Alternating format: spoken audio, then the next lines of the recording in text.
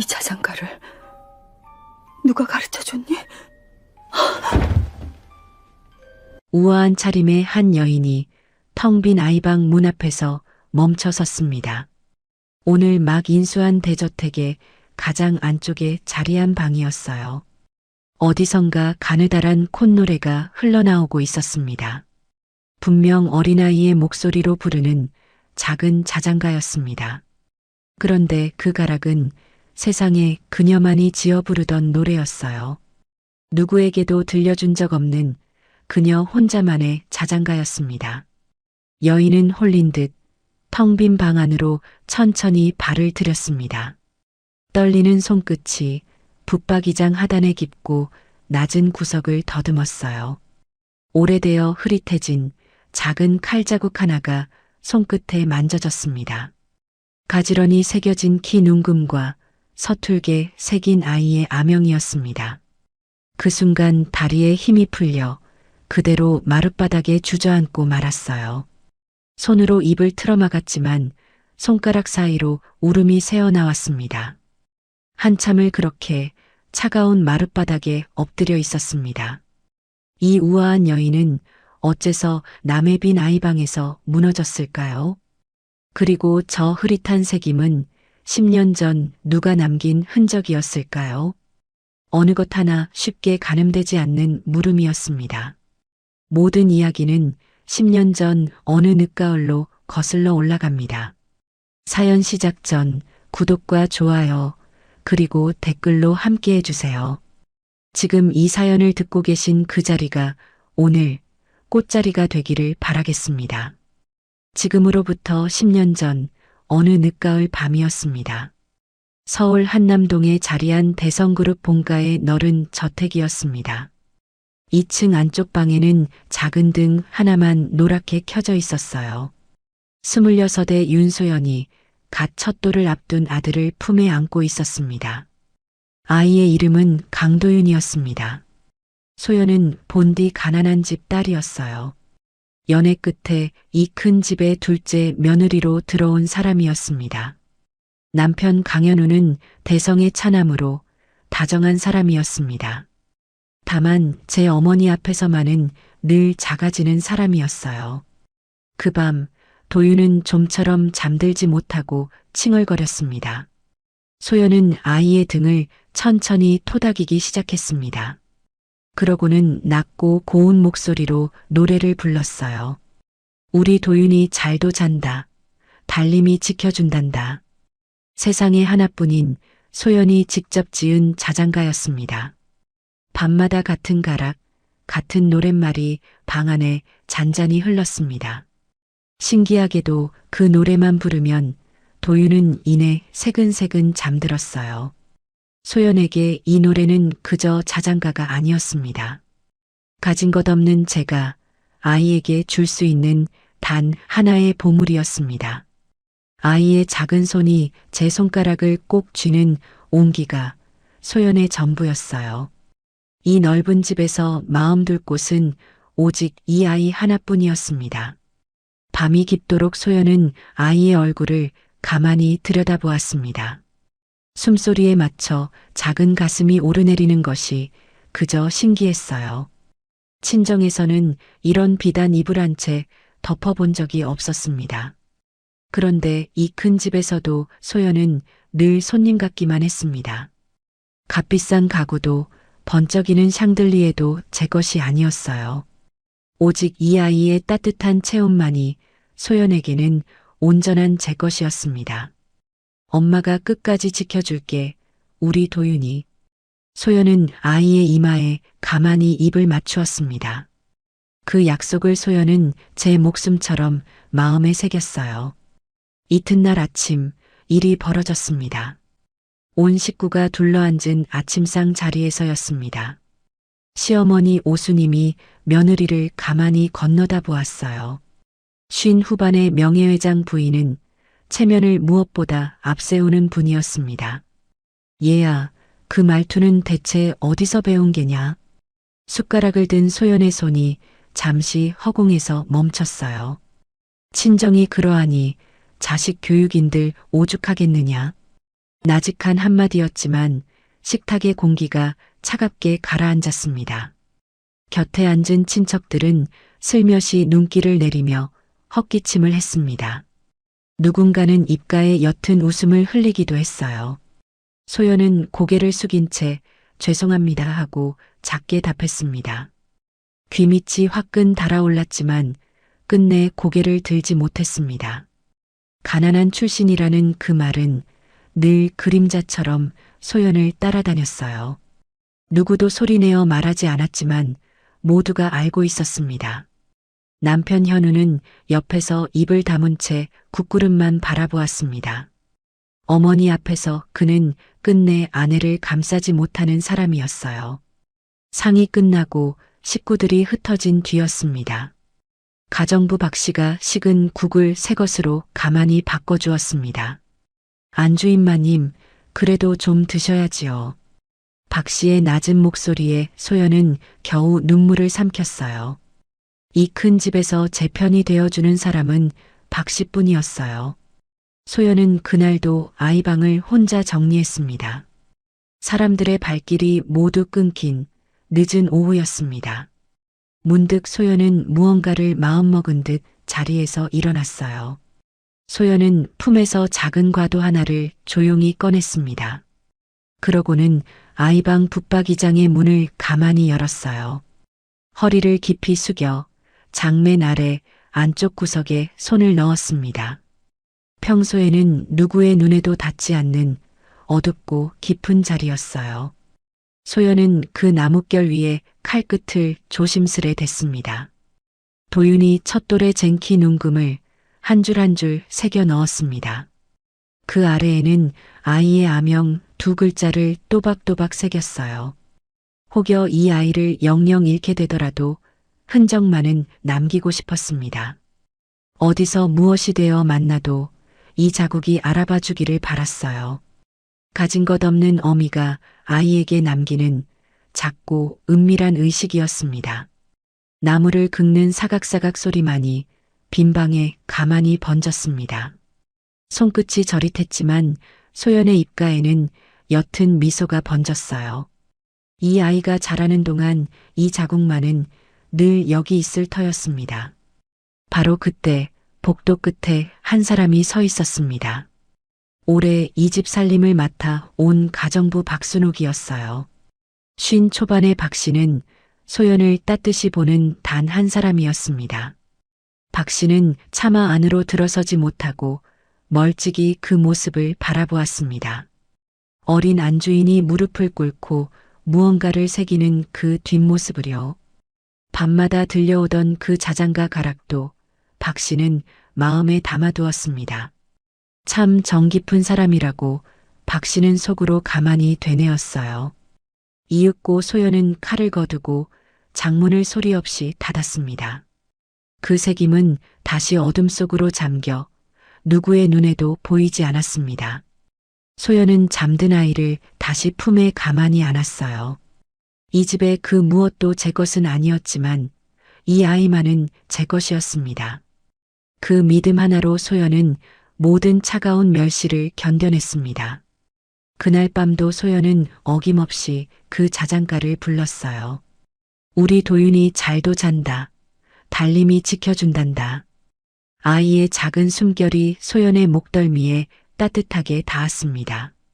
소연은 이 평온이 영원히 이어질 것이라 믿었습니다. 가난한 출신이라는 그 멍에도 아이만 곁에 있으면 견딜만 했어요. 그러나 그 평온은 그리 오래가지 못했습니다. 이 작은 집안의 평화에도 어느새 금이 가기 시작했습니다.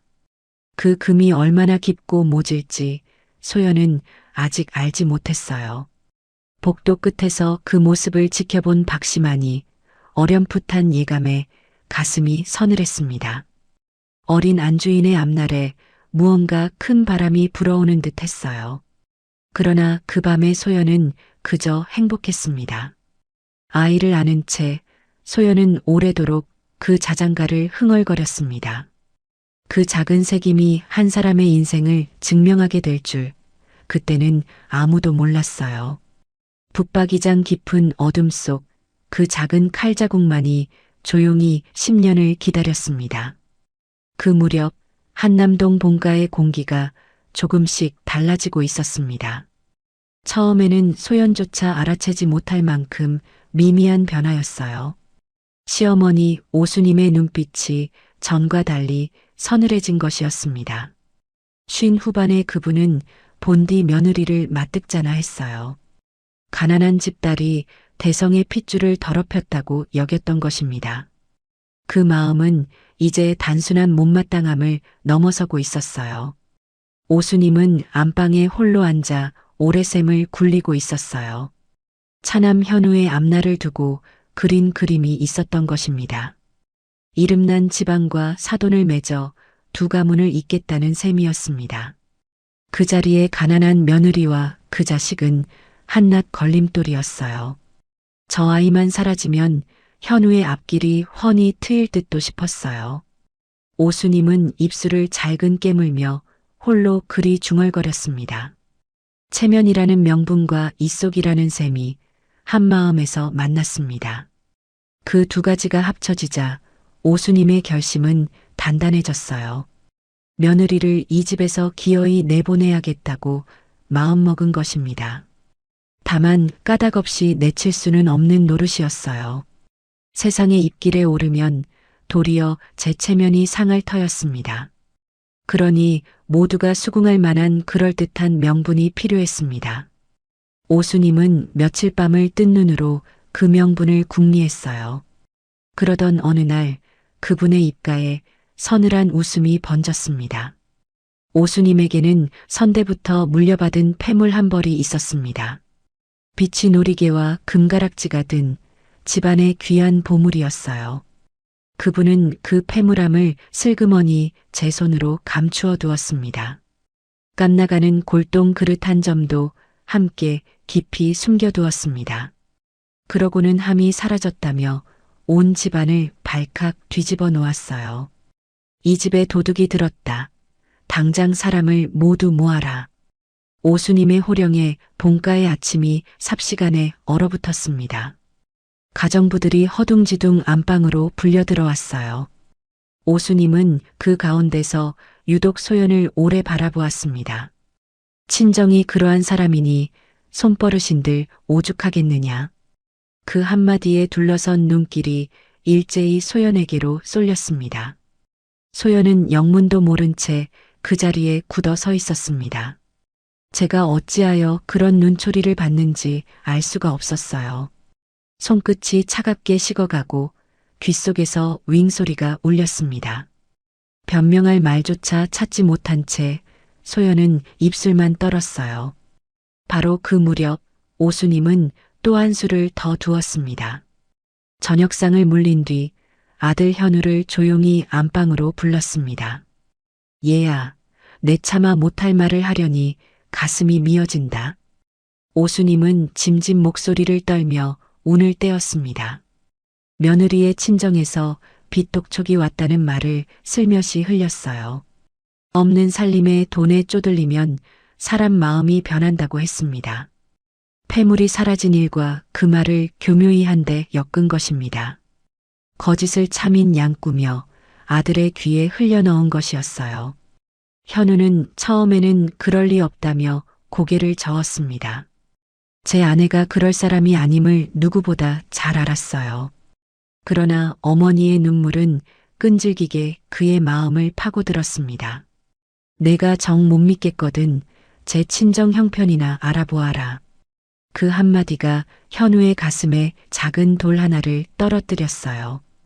그날 밤 현우는 잠든 아내의 얼굴을 가만히 들여다보았습니다.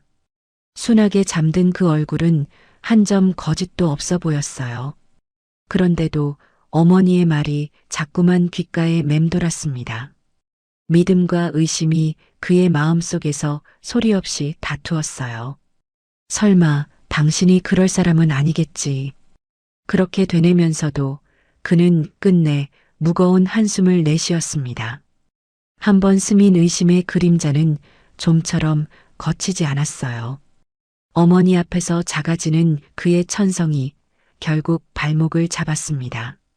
정작 소연은 그 무엇도 알지 못한 채 잠들어 있었습니다. 다만 아침이면 집안 공기가 한층 싸늘해진 것을 느꼈어요. 지나는 사람마다 제 곁을 슬슬 피하는 듯 했습니다. 가정부들의 수군거림이 등 뒤에서 그치질 않았습니다.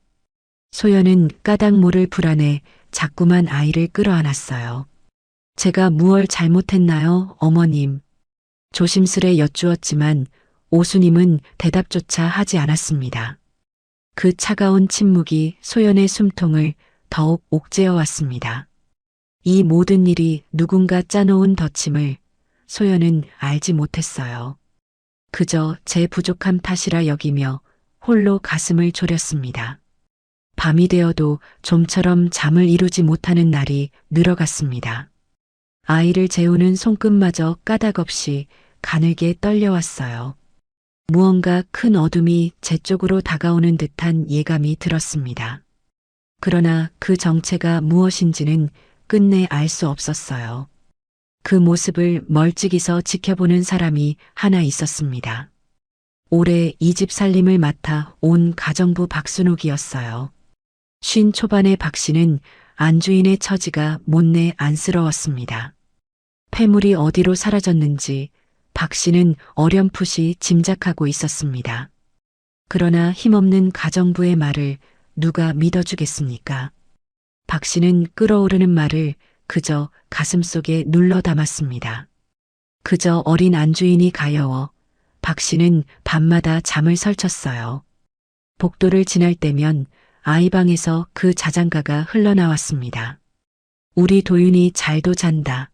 달림이 지켜준단다. 박 씨는 그 가락을 마음 깊은 곳에 다시 한번 새겼습니다. 참으로 정 깊은 어미라고 박 씨는 속으로 되뇌었어요. 저 노래만은 언제고 잊지 않으리라 마음먹었습니다. 그 다짐이 훗날 무엇을 불러올지 박 씨는 알지 못했습니다. 도윤은 이제 막 첫돌을 맞은 갓난아이였어요. 제 어미에게 닥쳐오는 풍파를 알 리 없었습니다. 그저 자장가 소리에 새근새근 잠들 뿐이었습니다. 한남동의 밤은 겉으로는 여느 때처럼 고요했어요. 그러나 그 고요함 속에서 덫은 이미 놓이고 있었습니다. 오수님이 며느리를 내보내려 둔 그 한수가 무엇인지 소연은 그날도 꿈에도 알지 못한 채 잠이 들었습니다. 그 일은 며칠 뒤 한낮에 거실에서 터졌습니다. 오수님이 집안 사람들을 거실로 불러 모았어요. 시어머니의 손에는 빈 패물함 하나가 들려 있었습니다. 대대로 내려온 비치 놀이개가 사라졌다는 것이었어요. 가문의 큰 안주인이 혼례 때 물려받은 귀한 패물이었습니다. 값으로 따질 수 없는 집안의 상징이나 다름없었습니다. 오수님의 목소리는 낮았지만 서슬이 펄했어요. 그 한마디에 거실에 모인 식구들이 숨을 죽였습니다. 이 집에 손댈 사람이 누가 있겠느냐. 시어머니의 눈길이 천천히 며느리에게 가 닿았습니다. 가정부 박 씨는 영문을 몰라 그 자리에 굳어섰어요. 거실의 공기가 삽시간에 얼어붙는 듯 했습니다. 이윽고 한 사람이 소연의 반지꼬리를 거실로 가져왔습니다. 오수님의 지시를 받은 먼 친척이었어요. 모두가 보는 앞에서 그 천보자기가 풀어졌습니다. 보자기 깊은 곳에서 빛이 놀이개가 모습을 드러냈어요. 초록빛 비치가 거실의 불빛을 받아 차갑게 빛났습니다. 거실에 있던 모두의 눈이 일제히 소연에게로 쏠렸습니다. 소연은 제 눈을 의심하며 자꾸만 뒷걸음을 쳤어요. 온몸이 사시나무처럼 떨려 말이 제대로 나오지 않았습니다. 저는 모르는 일입니다. 정말 모르는 일이에요. 소연은 결백을 거듭 외치며 고개를 가로저었습니다. 목소리가 떨렸지만 누구도 귀를 기울이지 않았습니다. 소연은 그것을 한 번도 만진 적이 없었어요. 그 패물함 근처에는 가본 적조차 없었습니다. 그러나 물건은 분명 제 반지꼬리에서 나왔습니다. 간밤에 누군가 몰래 손을 댄 것이 분명했어요. 그 누군가가 누구인지 소연은 어렴풋이 짐작했습니다. 설계된 덫이 소리도 없이 입을 다물어 버린 셈이었습니다. 소연은 떨리는 손으로 둘러선 사람들을 바라보았어요. 그 누구의 눈에서도 믿음을 찾을 수가 없었습니다. 바로 그때 남편 현우가 문을 열고 들어섰어요. 오수님이 기다렸다는 듯 아들을 돌아보았습니다. 내 처가 어떤 사람이었는지 이제 알겠느냐. 시어머니의 목소리에는 옅은 승리감이 배어 있었습니다. 현우의 시선이 바닥에 놓인 놀이개로 떨어졌어요. 그 눈빛이 천천히 차갑게 식어가는 것이 보였습니다. 며칠 전부터 어머니가 흘려둔 말들이 떠올랐습니다. 며느리의 씀씀이가 해프더라던 그 조작된 말들이었어요. 의심은 이미 그의 마음에 단단히 뿌리를 내린 뒤였습니다. 조작된 정황은 그만큼 빈틈없이 짜여 있었습니다. 소연은 떨리는 손으로 남편을 올려다보았어요. 소연아, 이게 대체 어떻게 된 일이야? 여보, 저를 믿어주세요. 저는 정말 아니에요. 소연은 남편의 소매자락을 다급히 붙들었습니다. 그러나 현우의 눈에는 이미 실망이 차오르고 있었어요. 믿음이 무너진 자리에 차가운 배신감이 들어섰습니다. 현우는 끝내 그 손을 슬며시 풀어놓았어요. 그가 등을 돌리던 그 순간이 모든 것의 끝이었습니다. 그 한 번의 외면이 훗날 그를 평생 괴롭히게 됩니다. 소연의 무릎이 그 자리에서 힘없이 꺾였어요. 바닥에 주저앉은 소연은 한참을 일어서지 못했습니다. 세상이 통째로 무너져 내리는 것만 같았습니다. 지켜보던 박 씨가 입술을 깨물며 고개를 돌렸어요. 시댁은 도둑맞은 일보다 소문을 더 두려워했습니다. 명예회장 가문에 도둑이라는 말이 붙는 일이었어요. 그래서 시댁은 끝내 경찰을 부르지 않았습니다. 스캔들을 가문 밖으로 새어나가게 둘 수 없었던 것입니다. 대신 소연을 조용히 내보내기로 한 것이었어요. 사흘 뒤 변호사가 협의 이혼 서류를 들고 찾아왔습니다. 친정도 돈도 없는 소연에게는 다툴 힘이 없었어요. 변호사를 살 돈도 의지할 사람도 하나 없었습니다. 서류의 글자들이 눈앞에서 자꾸만 흐릿하게 번졌습니다. 소연은 떨리는 손으로 그 종이를 오래 들여다보았어요. 양육권도 친권도 아버지인 현우 앞으로 단독으로 정해졌습니다. 양육비를 받지 않겠다는 칸에도 손도장이 찍혔어요.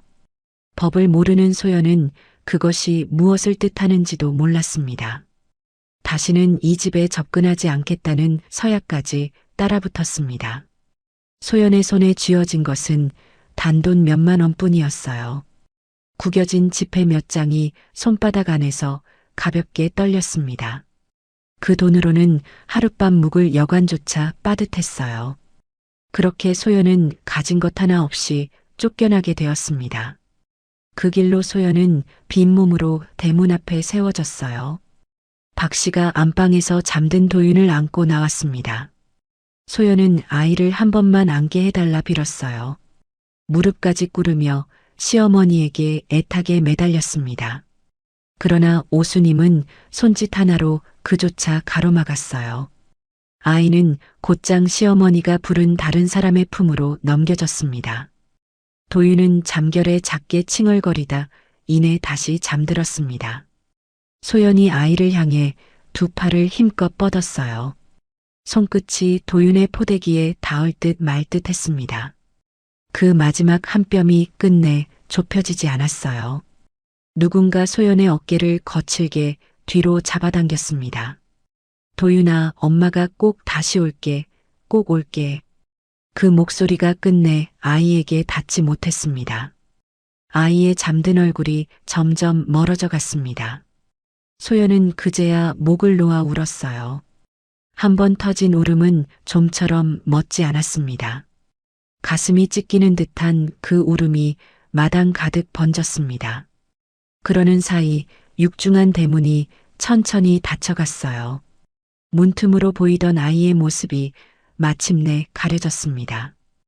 쾅 하는 둔탁한 소리와 함께 세상이 막혔어요. 그 소리는 한 사람의 어미됨을 송두리째 끊어 놓았습니다. 소연은 닫힌 문 앞에 오래도록 주저앉아 있었습니다. 대문 안에서는 벌써 다른 거짓이 자라고 있었어요. 오수님이 잠든 손주의 귀에 낮게 속삭였습니다. 내 어미는 병으로 일찍 떠났단다. 가엾은 것. 갓 돌이 지난 도윤은 아무것도 알지 못했어요. 어미의 얼굴도 그 마지막 울음도 기억하지 못했습니다. 그 거짓말은 그렇게 어린 가슴에 천천히 뿌리를 내렸습니다. 다만 박씨만이 차마 그 자리를 막지 못한 채 서 있었어요. 어린 안주인이 밤마다 부르던 그 자장가가 떠올랐습니다. 박씨는 그 가락을 가만히 가슴 깊이 새겨두었습니다. 한음한 잊지 않으려 속으로 가만히 따라 불렀어요. 언젠가 이 아이에게 돌려주어야 할 노래라 여겼습니다. 어린 안주인의 그 깊은 정만은 잊지 않으리라 다짐했습니다. 그날 박씨가 품은 죄책감은 10년을 함께 따라다녔어요. 대문이 닫히던 그 둔탁한 소리를 소연은 끝내 잊지 못했습니다. 그 소리를 소연은 그 뒤로 10년 동안 매일 밤 다시 들었어요. 그렇게 시작된 소연의 밑바닥은 길고도 모질었습니다. 서울 변두리의 차디찬 단칸방이 그녀의 새 집이었습니다. 보증금도 없이 달세 15만 원에 겨우 얻은 방이었어요. 벽지에는 검은 곰팡이가 손바닥만큼 번져 있었습니다. 밤이면 천장에서 물이 떨어져 양은 대야로 받아냈습니다. 바람이 부는 날이면 문풍지가 밤새 우는 소리를 냈어요. 연탄 한 장을 아끼느라 방에는 늘 입김이 서렸습니다. 새벽이면 머리맡에 물그릇에 살얼음이 얇게 끼었습니다. 시린 발을 헌 신문지로 감싸고서야 겨우 잠이 들었어요. 소연은 그 방에서 매일 동트기 전에 눈을 떴습니다. 가장 먼저 붙든 일자리는 노량진 어시장이었습니다. 얼음물에 손을 담그고 생선을 다듬는 일이었어요. 하루 종일 비린 물을 만지면 손끝의 감각이 사라졌습니다. 일당은 고작 4만 원, 그마저도 일이 있는 날뿐이었습니다. 함께 일하던 아낙들은 사연 많은 여자라며 수군거렸어요. 누구 하나 그녀의 지난 날을 진심으로 묻지 않았습니다. 새벽 어시장의 비린내가 옷에 좀처럼 빠지지 않았습니다. 손등은 찬물에 늘 갈라져 터지고 피가 배어 나왔어요. 거친 소금기에 갈라진 자리가 쓰라려 밤새 욱신거렸습니다. 저녁이면 시장 좌판에서 떨이 나무를 다듬어 주었습니다. 좌판 주인은 품삯 대신 시든 나무를 한 줌 쥐어 주었어요. 그 나물로 끓인 멀건 국이 며칠치 끼니가 되었습니다. 밤에는 국밥집 설거지로 새벽 1시까지 그릇을 닦았습니다. 국솥에서 오르는 더운 김에 잠시 언손을 녹였어요. 주인 여자는 늦었다며 자주 잔소리를 퍼부었습니다. 그래도 소연은 군말 없이 묵묵히 그릇을 닦았습니다. 3가지 일을 이어 붙여야 겨우 방새를 막았어요. 밤마다 갈라진 손에 물엿을 발라 헝겊으로 동염했습니다. 그래도 아침이면 또 그 손으로 일을 나가야 했습니다. 끼니는 국밥집에서 남은 누룽지로 때우기 일쑤였어요. 어떤 날은 하루에 빵 한 조각으로 버티기도 했습니다. 하루는 좌판 앞을 지나다 도둑으로 몰린 적도 있었어요. 주인은 사과 한 알이 없어졌다며 그녀의 멱살을 잡았습니다. 끝내 누명은 풀렸지만 사람들의 눈초리는 거두어지지 않았어요. 줄인 배를 움켜쥐고 시장 끝 국밥집 처마 밑에 쪼그려 앉았습니다. 말없이 지켜보던 국밥집 노파가 뜨거운 국 한 그릇을 떠주었어요. 값을 묻자 노파는 그저 어여 먹으라며 손을 내저었습니다. 그 한 그릇의 온기가 얼어붙은 가슴을 오래도록 녹였어요. 세상에 아직 따뜻한 사람이 남아있다는 것이 사무쳤습니다. 받은 정은 언젠가 갚는 것이라는 노파의 말이 가슴에 박혔어요. 정작 소연을 무너뜨린 것은 고된 노동이 아니었습니다. 달력에 도윤의 생일이 다가올 때면 손이 절로 멎었어요. 그 아이가 첫걸음을 떼던 날이 자꾸만 떠올랐습니다. 포대기에 묻어나던 전내가 코끝에 어른거렸습니다. 밤마다 그 작은 발의 온기가 손바닥에 되살아났어요. 명절이면 거리에 흐르는 웃음소리가 더욱 사무쳤습니다. 남의 집 아이 울음소리에도 가슴이 철렁 내려앉았습니다. 시장에서 어린아이를 업은 여자를 보면 발이 멎었어요. 도윤의 또래쯤 되는 아이를 보면 한참을 뒤따라 걸었습니다. 밤이면 저도 모르게 옛 자장가를 흥얼거렸습니다. 우리 도윤이 잘도 잔다. 달님이 지켜준단다. 그 한 소절을 채 끝맺지 못하고 목이 메었습니다. 어둠 속에서 두 무릎을 끌어안고 한참을 떨었습니다. 얇은 베갯니지 밤마다 차갑게 젖어들었어요. 사람들은 소연을 아이를 버린 모진 어미라 여겼습니다. 그러나 소연은 단 하루도 아이를 잊은 적이 없었습니다. 잊지 못해서 차라리 매일 죽고 또 살아났어요. 세상은 그런 속사정을 조금도 헤아려 주지 않았습니다. 소연이 아이를 안 찾은 것이 결코 아니었습니다. 찾으려 할 때마다 보이지 않는 벽이 가로막았어요. 한 번이라도 아이를 보려고 안 해본 일이 없었습니다. 처음 몇 달은 시댁 골목 어귀를 멀리서 맴돌았습니다. 담장 너머 유치원 마당을 하루 종일 지켜보았어요. 혹여 아이 얼굴이라도 볼까 종일 발이 시리게 섰습니다. 한 번은 놀이터에서 어린 도윤을 멀찍이 보았습니다. 이제 막 2~3살이 된 아이가 모래를 만지고 있었어요. 소연의 두 다리가 저도 모르게 그쪽으로 떨렸습니다. 그러나 아이는 친엄마를 조금도 알아보지 못했습니다. 낯선 사람을 보듯 빤히 쳐다보다 고개를 돌렸어요. 그 무심한 눈빛이 소연의 심장을 도려내는 것 같았습니다. 아이를 데리고 나온 사람은 도윤을 손주처럼 어르고 있었습니다. 가까이 다가서려는 순간 경비원이 앞을 막아섰어요. 접근금지 서약이 그녀의 발목을 단단히 묶고 있었습니다. 엄마라는 말 한마디조차 내뱉을 수가 없었습니다. 구경하던 사람들이 모진 여자라며 손가락질을 했어요. 소연은 끝내 그들의 손에 골목 밖으로 내쳐졌습니다. 땅바닥에 주저앉아도 아무도 사정을 묻지 않았습니다. 무릎이 까져 피가 났지만 아픈 줄도 몰랐어요. 멀어지는 아이의 뒷모습만 하염없이 바라보았습니다. 며칠 뒤 소연은 변호사 사무실을 다시 찾아갔습니다. 무릎을 꿇고 아이를 볼 방법을 애원하듯 물었어요. 서약서를 어기면 더 불리해진다는 말만 돌아왔습니다. 없는 살림에 변호사를 더 살 형편도 못 되었습니다. 돌아온 대답은 늘 똑같이 차갑기만 했어요. 지금으로선 방법이 없습니다. 때를 기다리세요. 모성은 그렇게 번번이 두꺼운 벽 앞에서 부서졌습니다. 소연은 사무실 계단에 한참을 앉아 있었습니다. 그래도 그녀는 끝내 무너져 버리지는 않았어요. 울다 지친 새벽이면 갈라진 두 손을 들여다봤습니다. 이 손으로 떳떳한 사람이 되리라 이를 악물었습니다. 언젠가 아이 앞에 부끄럽지 않게 서리라 다짐했어요. 도윤이 자라면 떳떳한 어미로 마주하고 싶었습니다. 그 작은 다짐 하나가 소연을 다시 일으켜 세웠습니다. 빈 벽에 도윤의 생일을 작게 적어두기도 했어요. 헌천을 모아 아이의 베넷 저고리를 한 땀씩 지었습니다. 다시 안아볼 그날을 떠올리며 깊숙이 개켜두었습니다. 낮에는 일하고 밤에는 한글 검정고시 책을 펼쳤어요.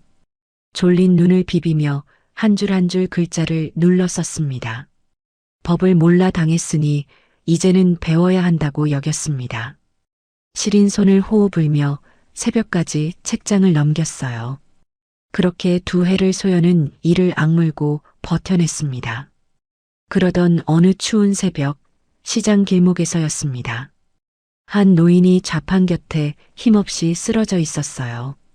사람들은 술꾼인가 싶어 흘끔대며 지나쳐갔습니다. 소연도 바삐 그 곁을 스쳐 몇 걸음을 옮겼습니다. 그러나 어쩐 일인지 발길이 차마 떨어지지 않았어요. 그날 그 노인을 그냥 지나쳤다면 소연의 인생은 거기서 끝났을 거예요. 추방의 시간이 한 해를 넘기고 두 해째로 접어들고 있었습니다. 소연은 어느덧 28이 되어 있었습니다. 빼앗긴 아이의 얼굴이 매일 밤 눈앞에 어른거렸어요. 그 작은 손의 온기가 손바닥에 그대로 남아 있었습니다. 잠든 도윤의 작은 숨소리가 아직도 귓가에 맴돌았어요. 그래도 소연은 살아내야 할 이유를 하나 붙들고 있었습니다. 언젠가 도윤에게 돌아가겠다는 그 하나뿐인 다짐이었습니다. 손은 거칠어졌고 허리는 늘 묵직하게 결렸어요. 시장 골목과 식당 부엌을 떠돌며 하루를 벌었습니다. 끼니는 굶기 일쑤였고 잠자리는 늘 차고 좁았습니다. 누구의 도움도 없이 혼자 견디는 나날이었어요.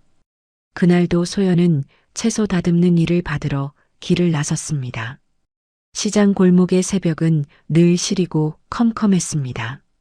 좌판들이 막 불을 밝히던 어스름 무렵이었어요.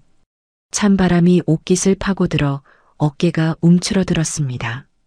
바로 그때 길 한복판에 한 노인이 쓰러져 있었습니다. 60 중반으로 보이는 백성두라는 노인이었어요. 입술이 새파랗게 질려 숨이 가빠 보였습니다. 오가던 사람들은 힐끔 보고는 제 갈 길을 갔습니다.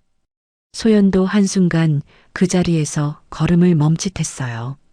그냥 지나치면 누구도 탓하지 않을 새벽이었습니다. 주머니에는 그날 끼니로 쥔 몇만 원이 전부였습니다. 그 돈을 쓰면 제 하루가 통째로 무너지는 일이었어요. 그러나 소연은 끝내 그 노인을 못 본 척하지 못했습니다. 망설임을 떨치고 노인의 등을 제 등에 업었습니다. 차갑게 식어가는 손을 두 손으로 감싸쥐었어요. 노인의 얕은 숨이 금방이라도 끊어질 듯 했습니다. 이대로 두면 사람이 죽겠다는 생각뿐이었어요. 마른 몸인데도 어깨가 무겁게 내려앉았습니다. 이를 악물고 큰 길까지 단숨에 내달렸습니다. 새벽 거리에는 발을 멈춰줄 사람 하나 없었어요. 지나가던 택시를 붙들어 노인을 병원으로 옮겼습니다. 응급실 의자에 앉아 소연은 한참을 떨었습니다. 의사는 조금만 늦었어도 큰일 날 뻔했다고 일렀어요. 가진 몇만 원은 택시비와 약값으로 모두 흩어졌습니다. 이튿날 끼니를 굶어야 한다는 것은 생각도 못했습니다. 정신을 차린 노인이 마른 손으로 소연을 찾았어요. 밤을 새워 곁을 지킨 사람이 누구인지 물었습니다. 내가 자네 신세를 졌네. 살해는 꼭 하겠네. 소연은 그저 고개를 가만히 가로저었습니다. 사람을 살린 일에 값을 매길 마음은 없었어요. 빈손으로 시작한 처지에 무엇을 바라겠나 싶었습니다. 당장 제 한 끼가 막막했지만 후회는 없었어요. 한사코 거절하고 소연은 조용히 병실을 나섰습니다. 그렇게 그 새벽의 짧은 인연이 시작되었습니다. 소연의 인생에서 우연이라 부를 일은 그 하나뿐이었어요. 그 뒤로 이어진 모든 것은 손수 쌓아 올린 것이었습니다. 소연은 그 한 번의 선행으로 그치지 않았습니다. 일이 끝나면 병원으로 달려가 머리맡을 지켰어요. 링거를 갈고 죽을 쑤어 먹이고 재활을 거들었습니다.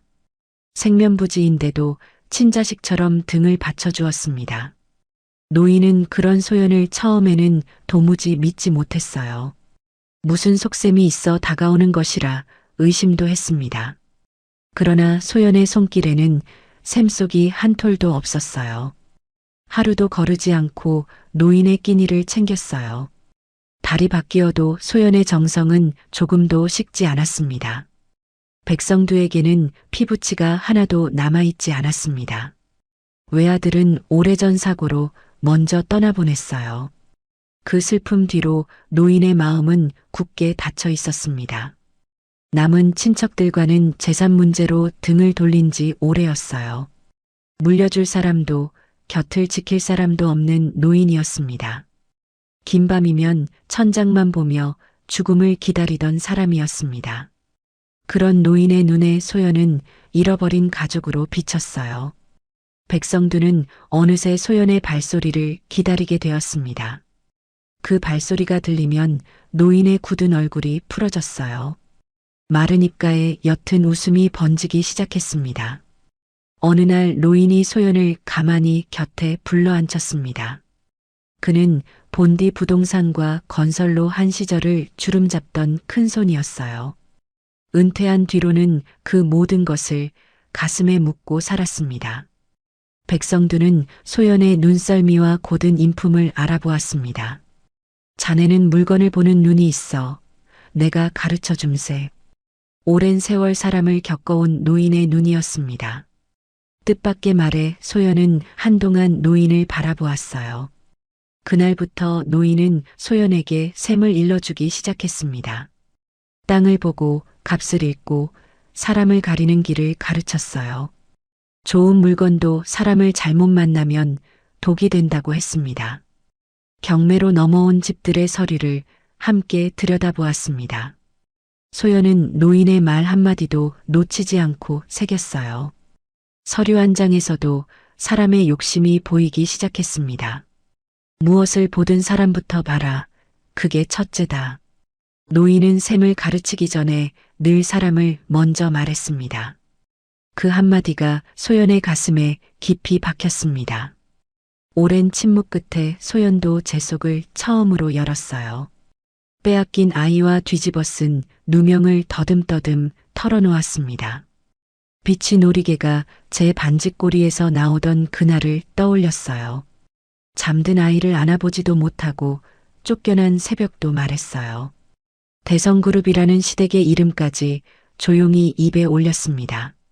백성두는 한마디도 끊지 않고 그 이야기를 들었습니다.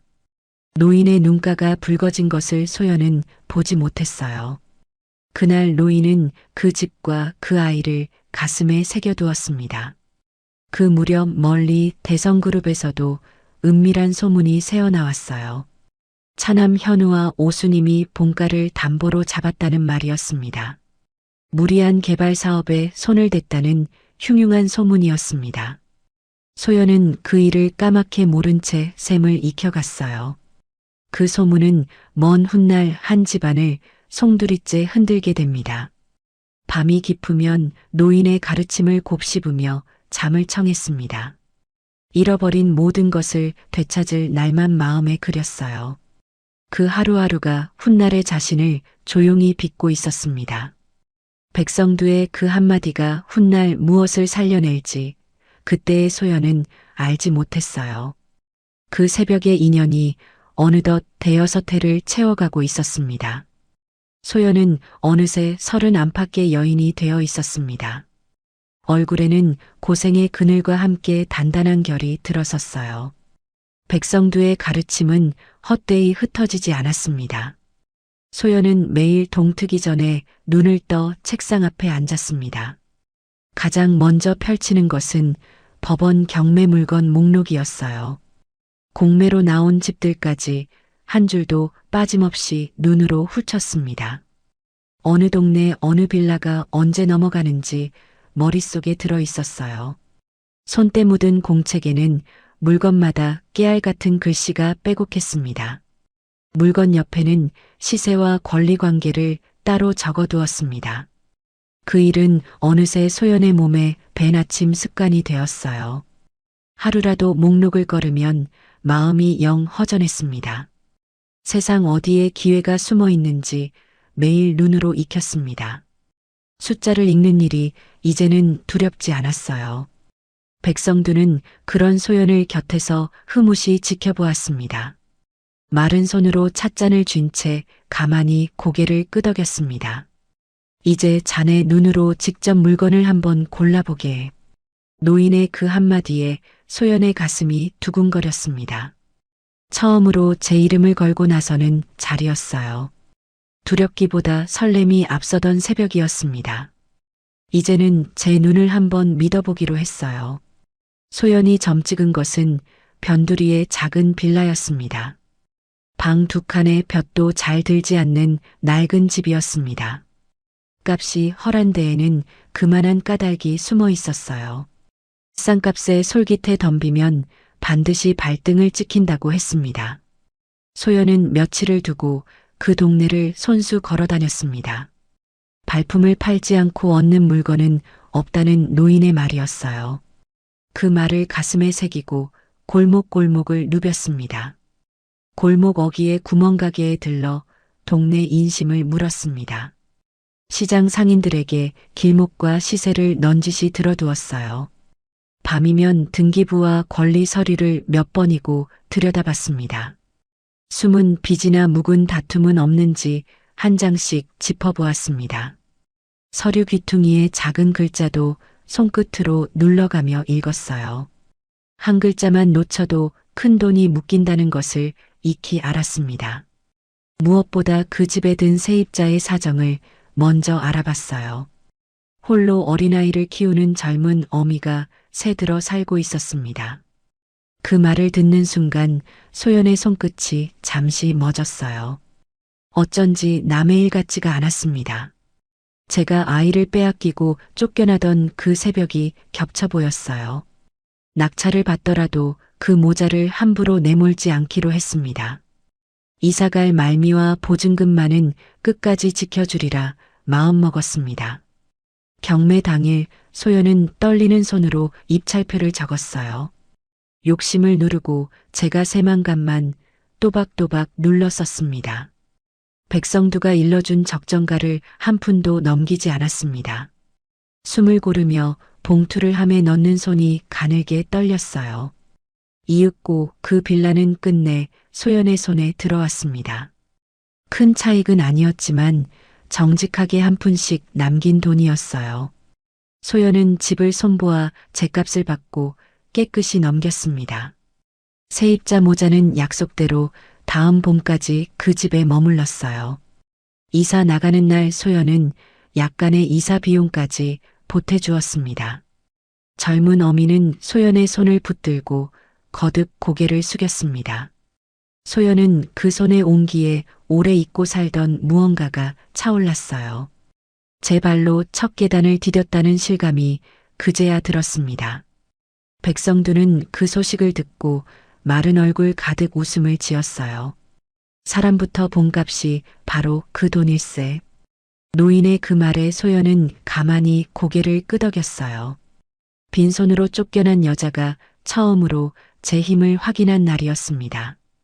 그날 밤 소연은 베개에 얼굴을 묻고 한참을 울었어요.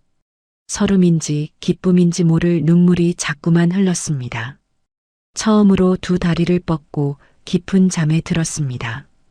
바로 그 무렵 멀리 대성가의 깊은 밤이었어요. 높은 담장 안 너른 집은 적막에 잠겨 있었습니다. 7살이 된 도윤이 좀처럼 잠들지 못하고 뒤척였어요. 얇은 이불을 걷어차며 작은 발을 자꾸만 굴렀습니다. 어둠이 무섭다며 자꾸만 칭얼대는 아이였어요. 가정부 박 씨가 아이의 머리맡에 가만히 다가앉았습니다.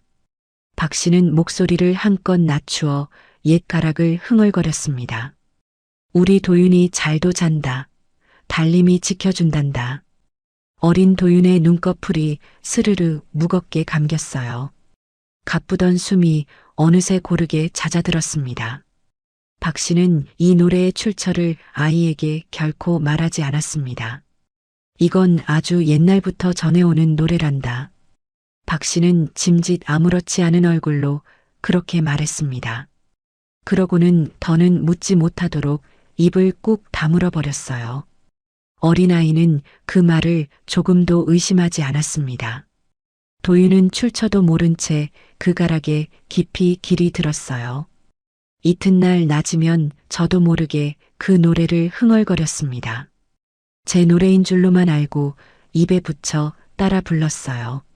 마당에서 공을 차면서도 무심코 그 가락을 응조렸습니다. 그 노래가 친어미의 목소리에서 왔음을 도윤은 몰랐습니다. 소연 또한 제 자장가가 아이에게 닿은 줄을 까맣게 몰랐어요. 같은 핏줄을 두고도 두 사람의 길은 멀기만 했습니다. 두 사람은 같은 노래를 품고도 서로를 알지 못했습니다.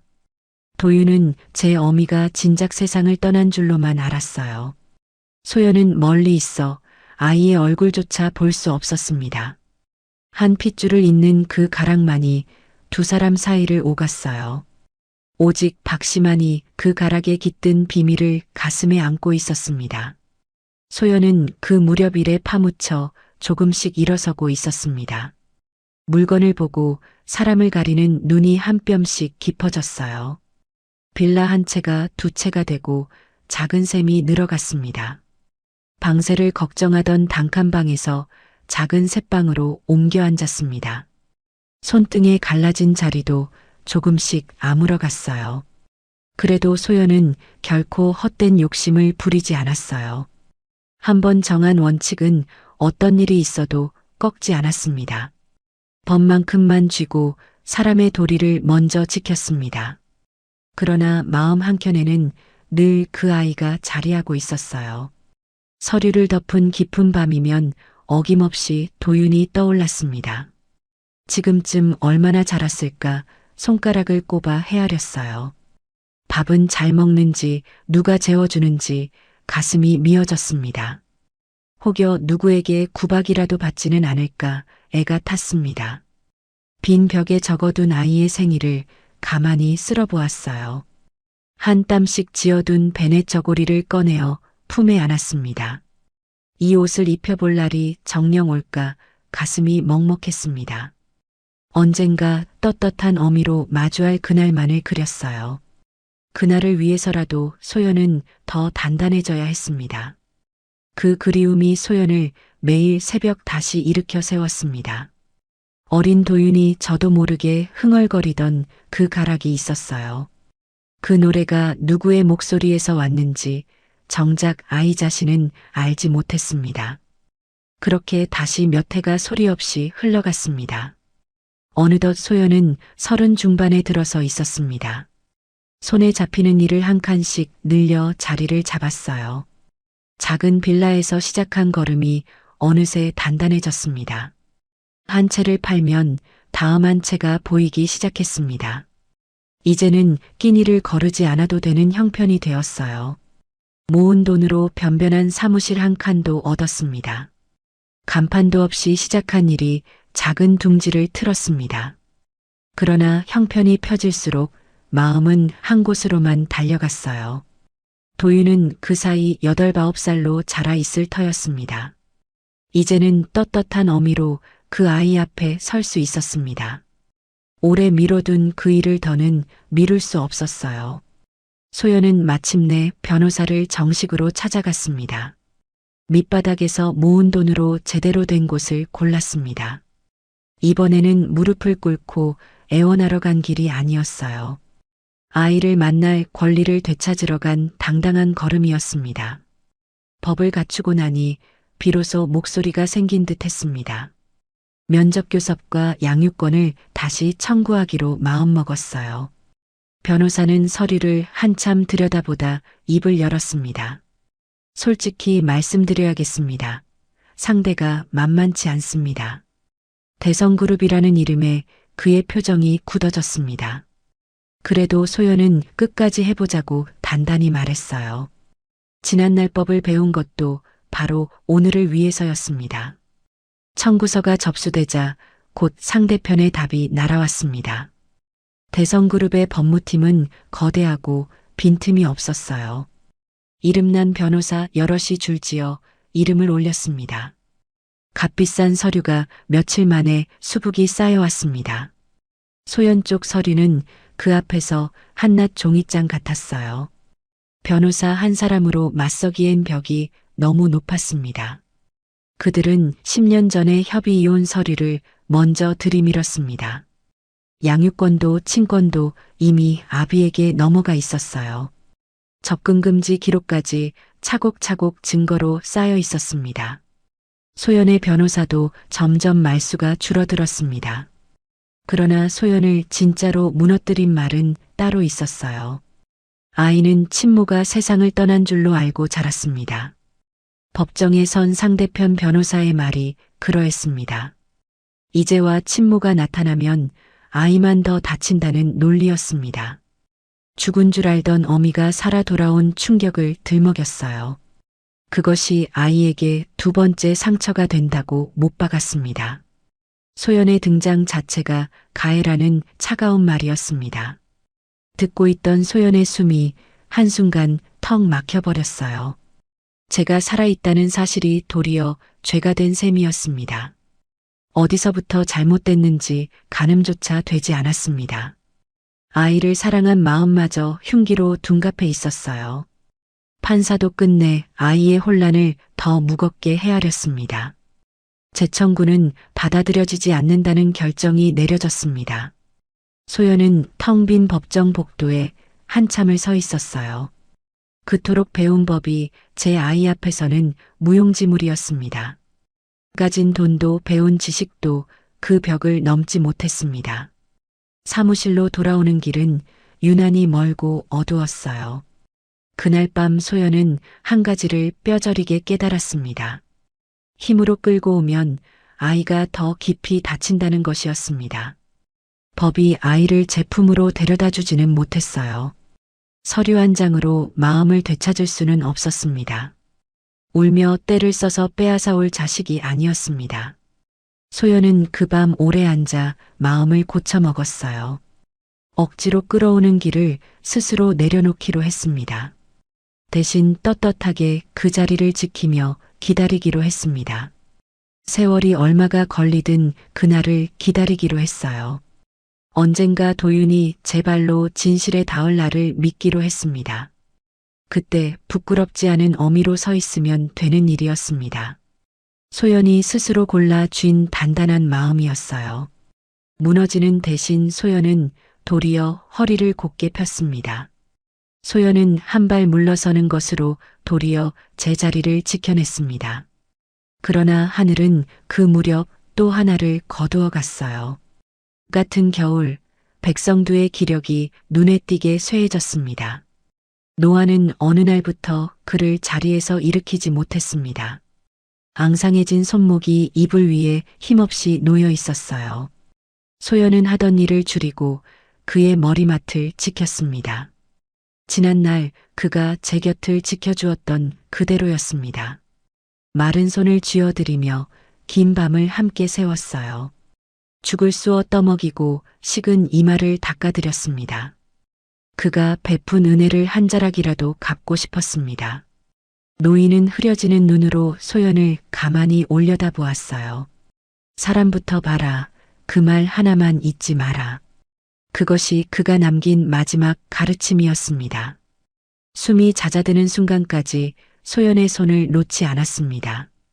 피 한 방울 섞이지 않은 두 사람의 작별이었어요. 백성두는 그렇게 조용히 눈을 감았습니다. 세상에 단 하나뿐이던 버팀목이 무너진 순간이었습니다. 아버지 같던 사람을 소연은 또 그렇게 잃었어요. 하나뿐인 가족을 두 번이나 떠나보낸 셈이었습니다. 빈소를 지키는 사람은 소연 혼자뿐이었습니다.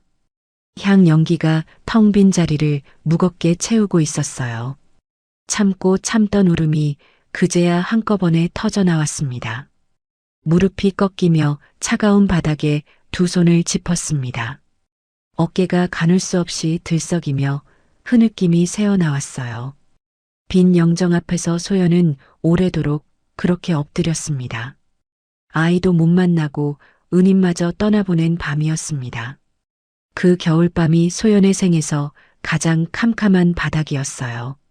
모든 문이 차례로 굳게 닫혀버린 것만 같았습니다. 세상 천지에 의지할 곳 하나 남지 않은 듯 했습니다. 한참을 그 어둠 속에 소연은 잠겨 있었어요. 그런데 백성두가 떠나며 한 가지를 남겨두었습니다. 유품을 정리하던 소연의 손에 봉투 하나가 잡혔습니다. 누렇게 바랜 봉투에는 소연의 이름이 적혀 있었어요. 노인의 떨리는 글씨로 꾹꾹 눌러 쓴 이름이었습니다. 무엇이 들었는지 소연은 아직 알지 못했습니다. 차마 그 봉투를 열어볼 마음의 여력이 없었어요. 봉투는 그저 소연의 손 안에서 가만히 무거웠습니다. 모든 문이 닫힌 그 밤이었습니다. 소연의 손에는 백성두가 남긴 봉투 하나만이 쥐어져 있었어요. 백성두를 보낸 지 여러 날이 지난 밤이었습니다. 소연은 마침내 그 봉투를 무릎 위에 올려놓았습니다. 누렇게 바랜 종이가 손끝에서 가만히 떨렸어요. 한참을 망설이다 풀칠한 자리를 조심스레 뜯었습니다. 안에서 접힌 서류 한 장이 먼저 미끄러져 나왔습니다. 그 아래 노인의 손글씨가 적힌 쪽지가 따라 나왔어요. 소연은 먼저 서류를 펼쳐 천천히 읽어 내려갔습니다. 부동산 경매를 알리는 빳빳한 공고문이었습니다. 한 줄 한 줄 짚어가던 손가락이 우뚝 멈췄어요. 그곳에 적힌 주소가 소연의 눈을 붙들어 버렸습니다. 대성그룹 본가, 그 거대한 저택의 주소였습니다. 가슴이 쿵 내려앉아 한동안 숨을 쉴 수 없었어요. 그 집이 머지않아 경매에 붙여진다는 통지였습니다. 빚에 묶여 본가가 통째로 넘어간다는 소식이었어요. 대성그룹의 위세도 안에서부터 기울고 있었습니다. 백성두는 부동산을 평생 다룬 사람이었습니다. 남보다 앞서 흐르는 돈줄을 읽어내는 눈이 있었어요. 그 밝은 눈이 마지막으로 짚은 것이 그 집이었습니다. 소연은 떨리는 손으로 노인의 쪽지를 집어들었습니다. 거기에는 단 한 줄의 유지가 적혀 있었어요. 내 아이가 있는 그 집, 내 손으로 되찾아라. 짧은 한 줄이 종이 위에 꾹꾹 눌려 박혀 있었습니다. 그 글씨를 읽고 또 읽으며 소연은 한참을 앉아 있었어요. 이것은 우연히 손에 들어온 정보가 아니었습니다. 언젠가 소연이 털어놓은 이야기를 그는 기억했습니다. 빼앗긴 아이와 대성이라는 이름을 잊지 않았어요. 노인은 떠나는 길에 그 길 하나를 닦아두었습니다. 딸처럼 여긴 사람에게 건넨 마지막 선물이었어요. 주소를 다 읽어내린 순간 10년 전이 밀려왔습니다. 높은 대문과 차가운 대리석 바닥이 떠올랐습니다. 긴 복도를 울리던 또각또각 구두 소리가 떠올랐어요. 서슬 퍼런 눈으로 자신을 노려보던 얼굴이 떠올랐습니다. 그 집의 안주인 오수님의 얼굴이었어요. 소연은 오래도록 그 모진 사람을 이해하지 못했습니다. 어째서 그토록 끝까지 자신을 몰아세웠던 걸까요? 이제야 그 여자의 속이 어렴풋이 보이기 시작했습니다. 오수님 역시 가난한 집에서 그 대문을 넘었습니다. 하찮은 집안 딸이라며 멸시받던 세월이 길었어요. 혼인 첫날부터 그 여자는 사람 대접을 받지 못했습니다. 며느리로 들어와 모진 구박을 견디며 살아남았습니다. 손에 물마를 날 없이 시집살이를 치렀어요. 부엌 바닥에서 눈물을 삼킨 밤이 셀 수 없었습니다. 시어머니의 모진 말은 평생 가슴에 박혀 있었어요. 누구도 그 여자의 편이 되어주지 않았습니다. 이를 악물고 버틴 세월만이 그 여자의 전부였어요. 그렇게 끝내 안주인 자리를 손에 거머쥐었습니다. 움켜진 그 자리를 그 여자는 목숨처럼 여겼어요. 한데 가난한 며느리는 옛 상처를 들추는 거울이었습니다. 멸시받던 제 젊은 날이 소연 위에 고스란히 겹쳤어요. 보고 있으면 지난 서름이 자꾸만 되살아났습니다. 그 열등감이 끝내 며느리를 향한 칼이 되었습니다. 허나 그것만으로 누명을 설계한 것은 아니었어요. 둘째 아들 현우의 앞날에는 차가운 샘이 깔려 있었습니다. 재산을 물려주고 좋은 혼처와 다시 맺어줄 속셈이었습니다. 가난한 며느리와 그 자식은 거추장스러운 걸림돌이었어요. 지우면 그만인 장애물로 두 사람을 헤아렸습니다. 신분에 멍든 열등감과 차가운 계산이 한데 맞물렸습니다. 한쪽은 오래된 상처였고 한쪽은 차가운 욕심이었어요. 두 갈래가 하나로 얽혀 무서운 덫이 되었습니다. 그 덫에 엮여 거짓 도둑의 누명이 빚어진 것이었어요. 하나의 거짓이 한 어미의 인생을 송두리째 무너뜨렸습니다. 소연은 그날의 일을 다시 한번 가만히 더듬었습니다. 없어졌다던 폐물이 하필 소연의 방에서 나왔어요. 이불 밑 깊숙한 곳에 누군가 그것을 숨겨두었어요. 손수 그 자리에 넣어둔 사람이 따로 있었습니다. 변명할 입은 처음부터 단단히 막혀 있었어요. 종부리던 이들은 그저 안주인의 눈치만 살폈어요. 한 집에 살면서도 누구 하나 편들어주지 않았습니다. 가난한 며느리의 말을 믿어줄 사람은 없었습니다. 젊은 어미는 제 결백을 한마디도 펴보지 못했어요. 그것은 소연이 모자라서 진 싸움이 아니었습니다. 처음부터 기울어진 거대한 벽 앞의 일이었습니다. 혼자서는 도무지 넘을 수 없는 높이의 벽이었어요. 그 벽이 어린 어미의 품에서 아이를 떼어냈습니다. 울부짖는 손을 거대한 힘이 차갑게 떼어놓았습니다. 도윤은 그렇게 영문도 모른 채 멀어져 갔어요. 그 작은 등이 점점 작아지던 장면이 떠올랐습니다. 이제 소연은 그 진실을 똑똑히 마주하고 있었습니다. 누구를 탓해야 할지 비로소 분명해졌어요. 손안의 쪽지가 마른 소리를 내며 가늘게 떨렸습니다. 가슴 밑바닥에서 뜨거운 것이 천천히 차올랐습니다. 그것은 원망도 아니고 해묵은 한도 아니었어요. 무너지지 않으려는 단단한 무언가가 자리를 잡았습니다. 이 길이 그저 분풀이로 가는 길은 아니었습니다. 빼앗긴 아이를 향해 가는 어미의 길이었어요. 울며 떼써서 빼앗아올 자식이 아니었습니다. 법으로 끌어오는 길은 이미 단단히 막혀 있었습니다. 그러니 이번에는 전혀 다른 문으로 돌아가기로 했어요. 도둑으로 쫓겨난 그 문을 떳떳이 다시 넘기로 했습니다. 경매라는 길이 눈앞에 또렷이 놓여 있었습니다. 그 집을 제 손으로 사들여 안주인으로 돌아갈 작정이었어요. 대문을 두드려 사정하던 어미는 이제 없었습니다.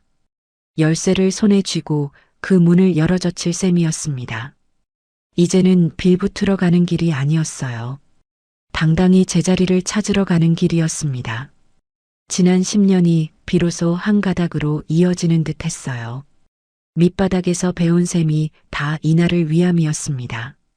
한 푼씩 모은 돈도 다 이날을 위함이었습니다. 백성두가 가르친 모든 것이 이 길을 향해 있었어요. 헛되이 흘려보낸 세월은 하나도 없었습니다. 소연은 노인의 쪽지를 가슴께에 꼭 그려쥐었습니다. 무너졌던 등이 어느새 곧게 펴져 있었어요. 오래 닫혀있던 마음의 문이 천천히 열렸습니다. 젖은 눈가에 처음으로 옅은 결기가 어렸습니다. 창밖으로 멀리 희뿌연 새벽빛이 번지고 있었어요. 백성두가 남긴 그 한 줄이 소연을 다시 일으켰습니다.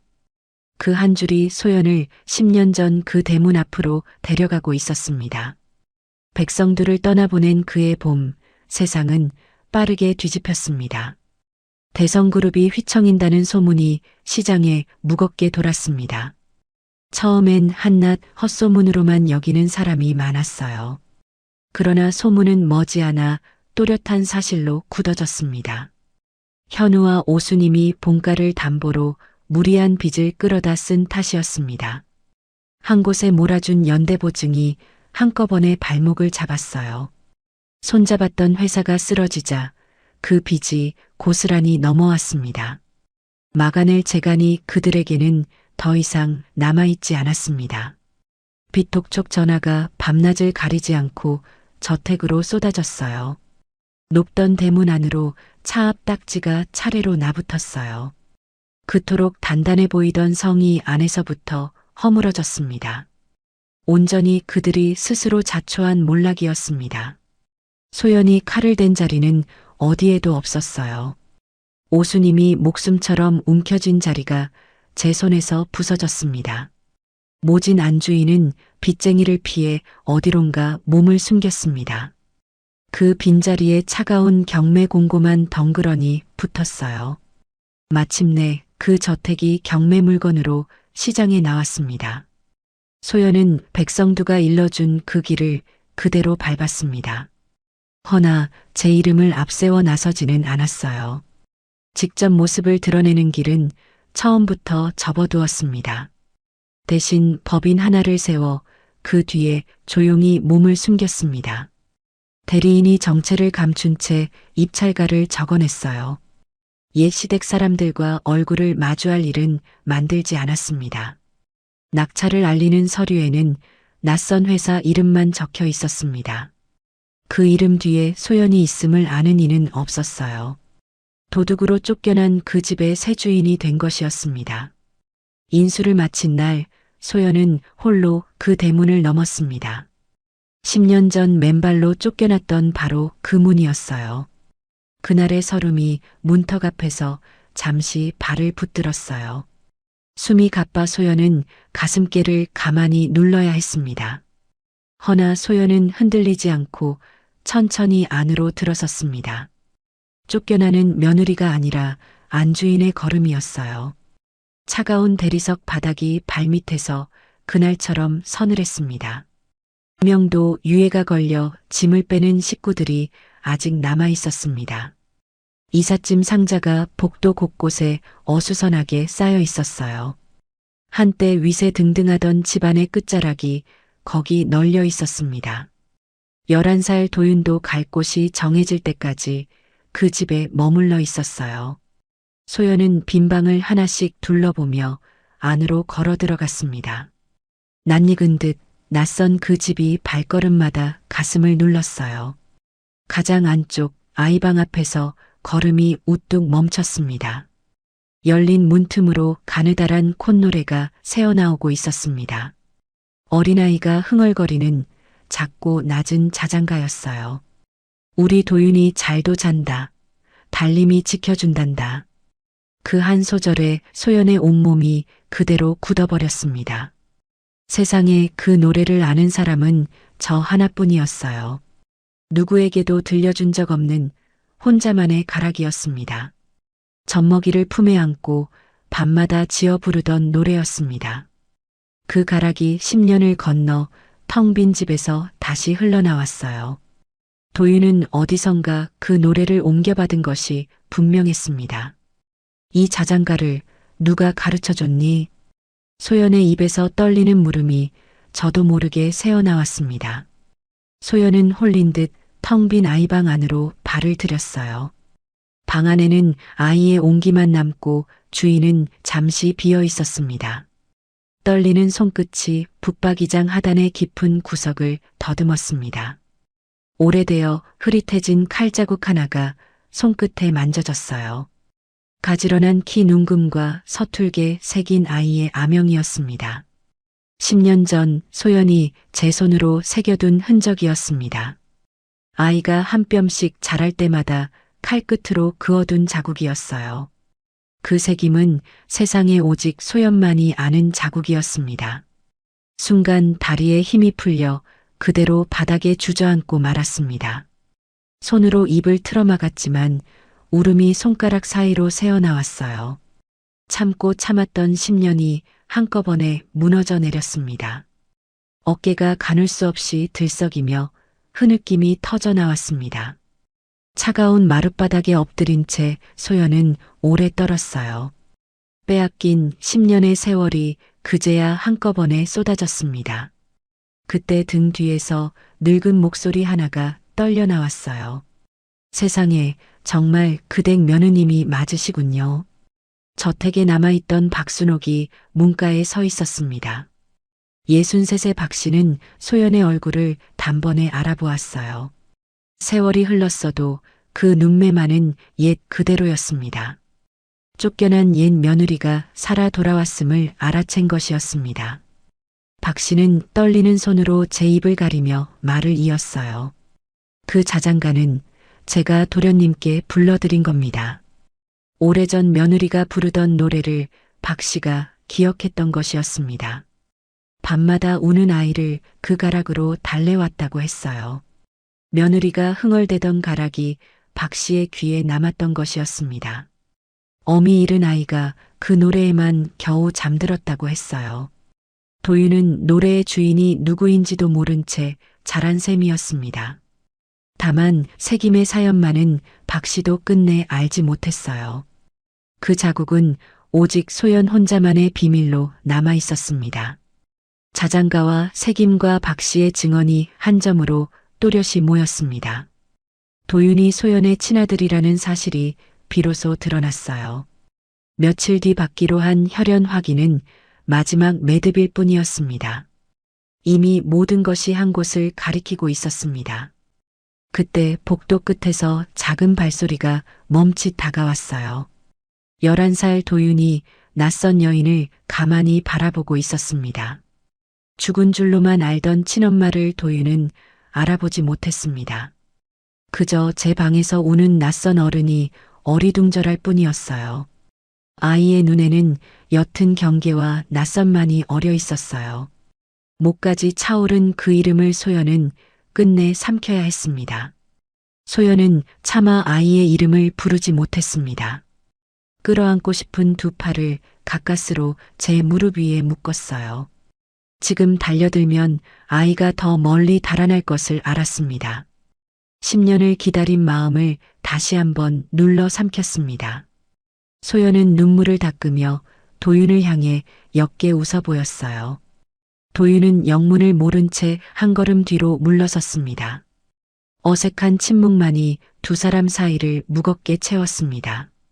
그렇게 모자는 한 지붕 아래에서 처음으로 마주 섰어요. 긴 세월을 돌아 같은 자리에 마침내 다시 선 것이었습니다. 그러나 진실을 안 것과 아이의 마음을 되찾는 것은 전혀 다른 일이었습니다. 짐을 빼던 사흘째 아침, 옛 시댁 식구들이 안채로 불려나왔습니다. 새 주인이 정식으로 집을 둘러본다는 정갈이 닿았습니다. 현우는 초췌한 얼굴로 응접실 한쪽에 우두커니 서 있었어요. 빗독촉에 시달린 몇 달이 그의 어깨를 폭삭 꺼지게 했습니다. 면도조차 잊은 턱에 마른 버짐이 허옇게 피어 있었습니다. 높던 콧대는 어느새 흔적도 없이 사그라들었어요. 한때 후계자라 불리던 사내의 그림자만 거기 남아 있었습니다. 오수님은 그 곁에서 여전히 턱을 빳빳이 들고 있었습니다. 몰락한 처지에도 그 눈빛만은 끝내 굽히지 않았어요. 드디어 안쪽 문이 열리고 새 안주인이 모습을 드러냈습니다. 또각또각 구두 소리가 적막한 마루를 천천히 가로질렀습니다. 고개를 든 두 사람의 얼굴이 그대로 얼어붙었어요. 거기 10년 전 쫓아낸 며느리가 서 있었습니다. 오랜만입니다, 어머님. 소연의 목소리는 낮았으나 한 점 흔들림이 없었습니다. 오수님의 입술이 파르르 떨리며 마른 숨이 새어나왔습니다. 내가 어떻게 여기에? 그 목소리는 끝을 맺지 못한 채 허공에서 부서졌습니다. 현우는 두 다리에 힘이 풀려 소파 모서리를 짚었습니다. 죽은 줄로만 알았던 사람이 집주인이 되어 돌아온 것이었어요. 소연은 두 사람을 차례로 천천히 바라보았습니다. 가슴속에서 10년 묵은 응어리가 뜨겁게 치밀어 올랐어요. 지금 이 자리에서 둘을 짓밟아 버릴 수도 있었어요. 빚더미와 손가락질 속으로 그대로 내던질 수도 있었습니다. 한순간 그 충동이 손끝까지 차올라 숨을 가쁘게 했습니다. 모진 10년이 어서 갚으라며 등을 떠밀었어요. 허나 소연은 천천히 숨을 고르며 그 마음을 눌렀습니다. 악다구니로 갚는 것은 저들과 똑같아지는 길이었습니다. 저들이 빼앗아간 것은 재산이 아니라 제 존엄이었어요. 그 존엄을 되찾는 길은 진실을 밝히는 데 있었습니다.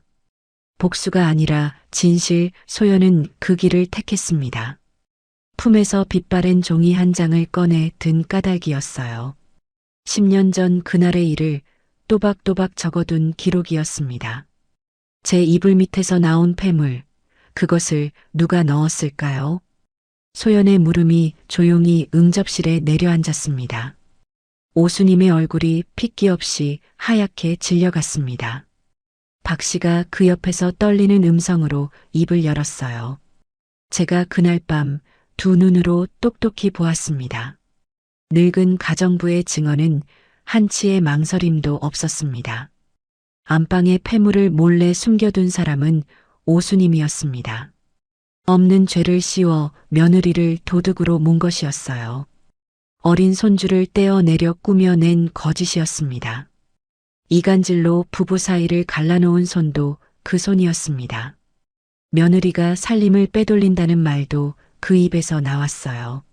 없는 사내를 끌어와 며느리의 행실을 더럽힌 것이었습니다.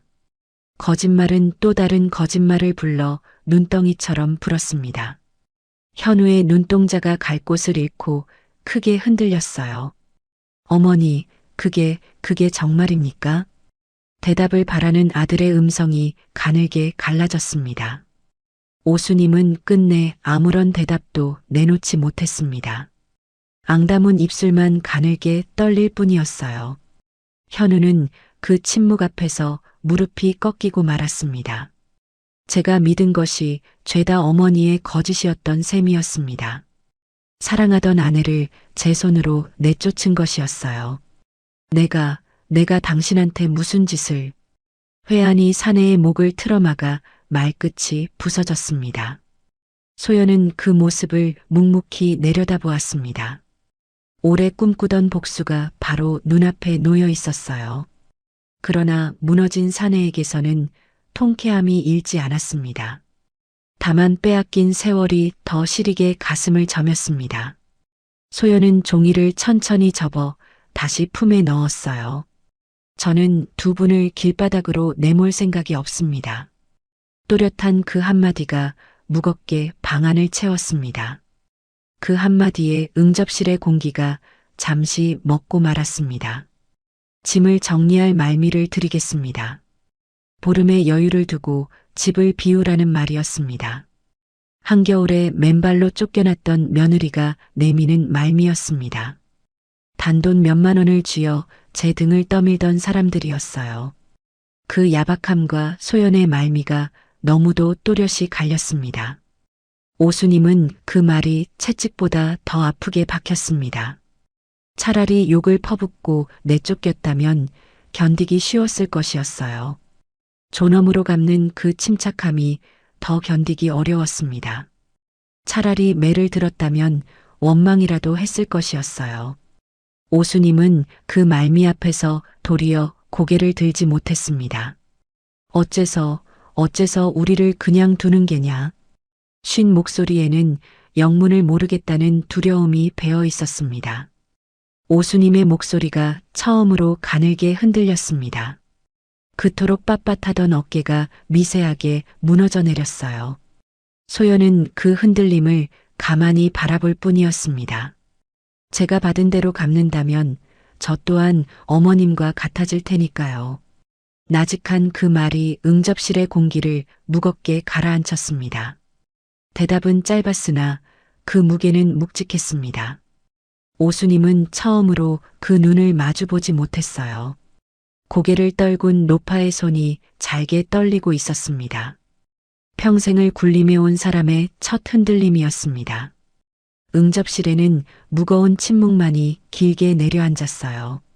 누구도 쉽게 그 자리를 뜨지 못했어요. 소연은 천천히 몸을 돌려 창가로 걸어갔습니다.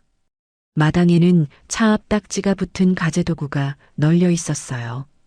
한때 위세등등하던 집안의 마지막 모습이었습니다. 소연은 그 풍경을 오래도록 말없이 바라보았습니다. 복수를 내려놓은 자리에 묘한 정막만 고였어요.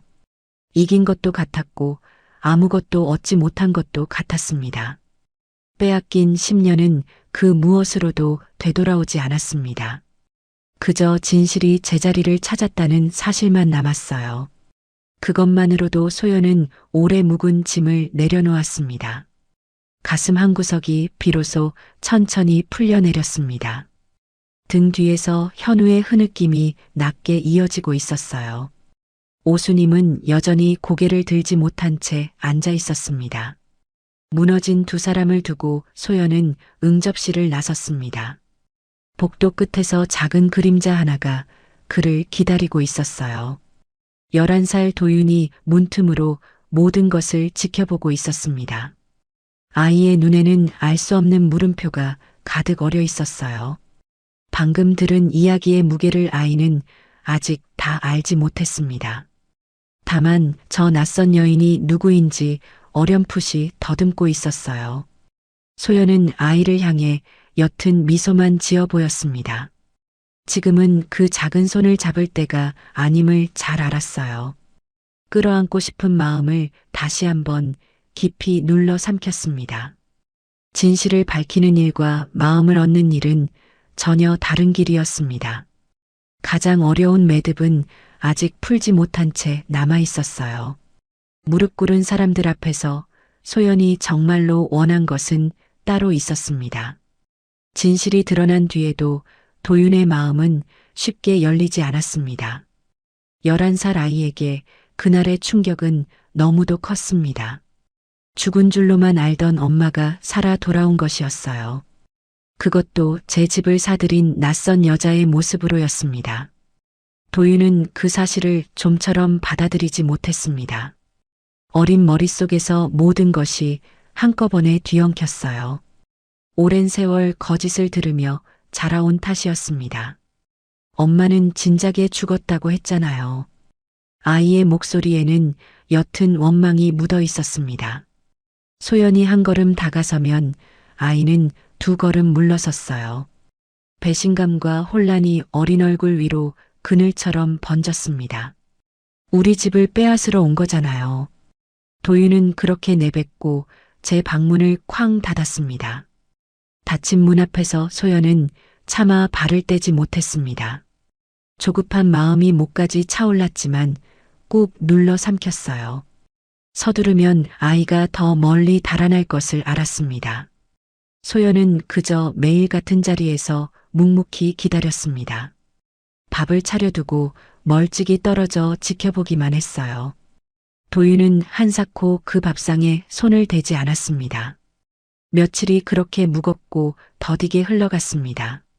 소연은 단 한 번도 아이를 다그치지 않았어요. 원망의 말도 변명의 말도 끝내 입에 담지 않았습니다. 그저 곁을 비워둔 채 아이의 마음이 돌아오기를 빌었어요. 하지만 도윤은 아주 마음을 닫지는 못했습니다. 멀찍이서 소연을 몰래 훔쳐보는 날이 늘어갔어요. 하루는 부엌에서 일하는 어린 종의 손을 보았습니다. 소연이 대인 그 손에 약을 발라주고 있었어요. 낯선 아이에게도 그 손길은 더없이 따스했습니다. 도윤은 기둥 뒤에 숨어 그 모습을 오래 바라보았습니다. 또 하루는 마당에 늙은 일꾼이 허리를 짚었어요. 소연은 말없이 다가가 그의 짐을 대신 들어주었습니다. 모진 안주인에게선 본 적 없던 모습이었습니다. 도윤의 가슴 한구석이 까닭 모르게 일렁였어요. 어느 저녁에는 더 이상한 일이 벌어졌습니다. 소연이 부엌에서 무언가를 가만히 챙기고 있었어요. 도윤이 어릴 적 가장 좋아하던 단팥죽이었습니다. 누구에게 묻지도 않고 정확히 그 맛을 끓여두었어요. 도윤은 제 방으로 돌아와 한참을 멍하니 앉았습니다. 죽었다던 엄마가 왜 나를 이렇게 바라보는 걸까? 도둑이라면 그 눈빛이 그토록 애틋할 리 없었습니다. 도윤의 굳은 확신에 처음으로 가는 금이 갔어요. 그러던 어느 밤 아이 방에서 잠 못 드는 기척이 새어나왔습니다. 낯선 집 같아진 제 방에서 도윤은 자꾸만 뒤척였어요. 소연은 닫힌 문 너머로 가만히 입을 열었습니다. 오래전 밤마다 부르던 그 노래를 나직이 흘려보냈어요. 우리 도윤이 잘도 잔다. 달님이 지켜준단다. 문 안쪽의 뒤척임이 거짓말처럼 뚝 멎었습니다. 도윤은 숨을 죽인 채 그 가락에 귀를 기울였어요. 제 안에 늘 잠들어 있던 바로 그 노래였습니다. 누가 가르쳐 준지도 모른 채 흥얼대던 가락이었어요. 그 노래를 문 밖의 여자가 똑같이 부르고 있었습니다. 도윤의 눈가가 저도 모르게 뜨겁게 젖어들었습니다. 가슴 깊은 곳에서 무언가가 천천히 풀려나갔어요. 그 노래를 어떻게 알아요? 떨리는 물음이 문틈 사이로 새어나왔습니다.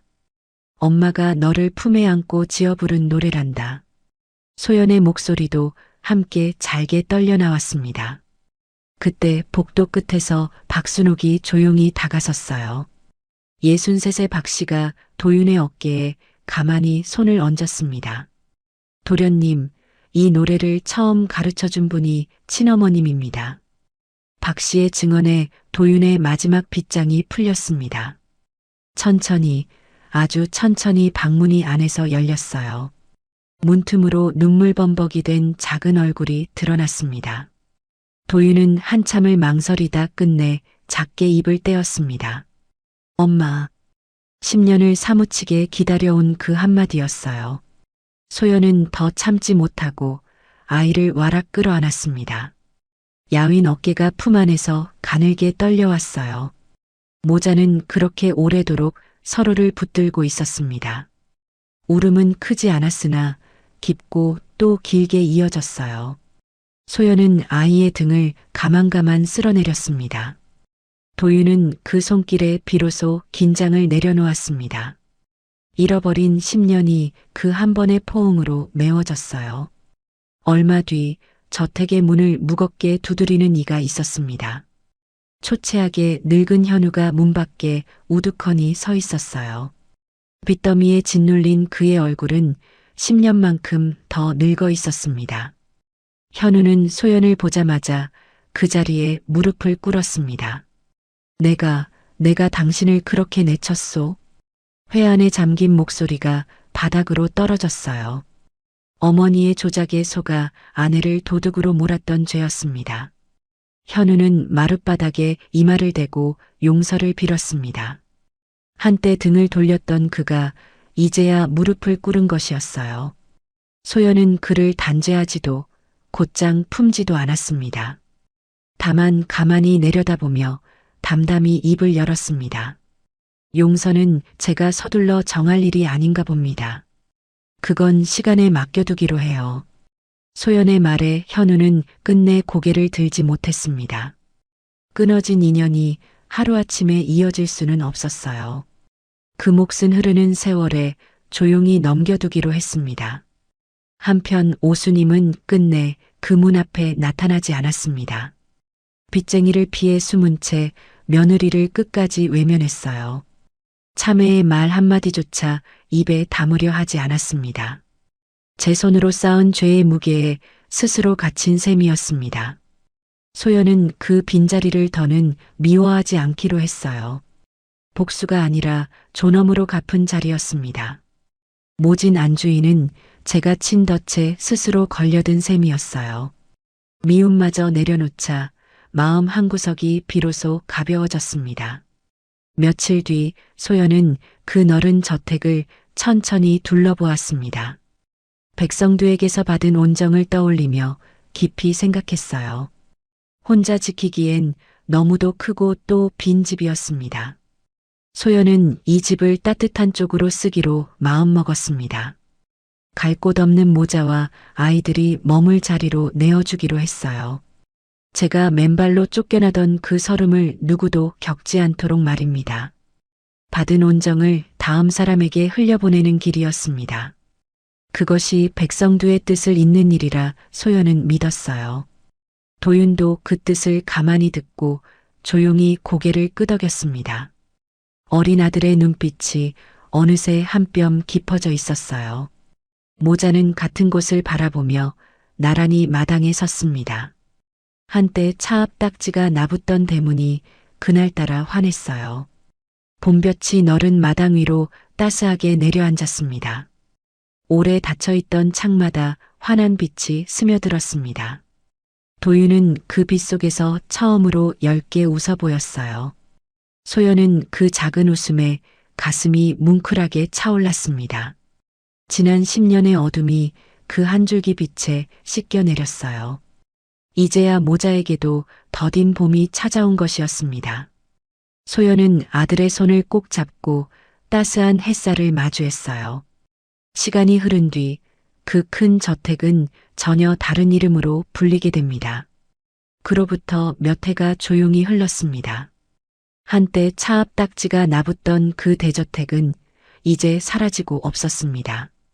같은 자리에는 전혀 다른 이름의 집이 들어서 있었어요. 사람들은 그곳을 꽃자리라 불렀습니다. 갈 곳 잃은 어미와 아이들이 깃들어 사는 보금자리였습니다. 맨발로 쫓겨난 서름을 누구도 다시 겪지 않는 자리였어요. 높다란 철문은 진작에 헐려나갔습니다. 그 자리에는 누구나 드나드는 낮은 살인문이 놓였습니다.